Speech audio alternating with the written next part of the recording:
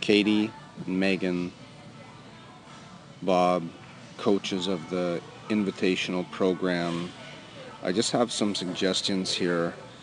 Um, every day we're asking the kids about hand positions and certain things on the floor, and we're not having much luck. I think they need more practice actually doing what is correct rather than us verbally telling them. And I think this needs to start at the youngest age so they enter the program with the correct hand positions on certain things.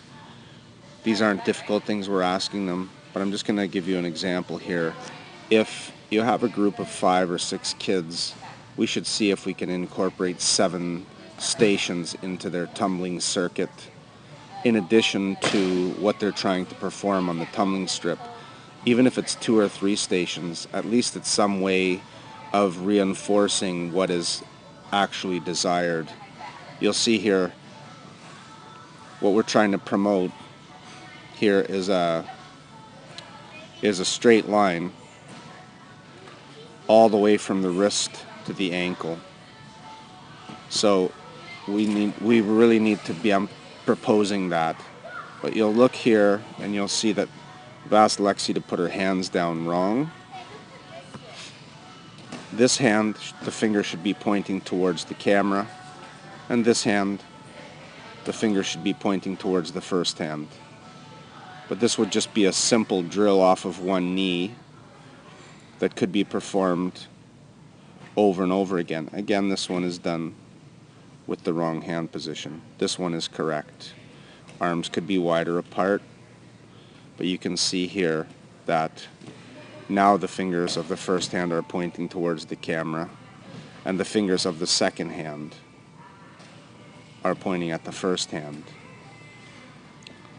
This saves the wrists in the long run from having to wear tiger paws or having problems associated with injuries to the wrist. Okay, the next thing would be a drill like this where they start. Of course, we're trying in the airborne phase of the flight of the back handspring to create this position that becomes very, very short in the snap down. So they go from a long, extended, open position in the back handspring, and then they snap into a hollow position. But what I want to talk specifically about is what happens to the fingers after the repulsion.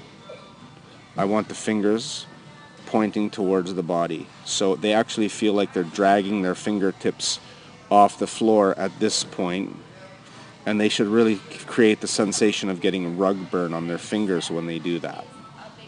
But this is a great drill here. They can do it with their knees on a box.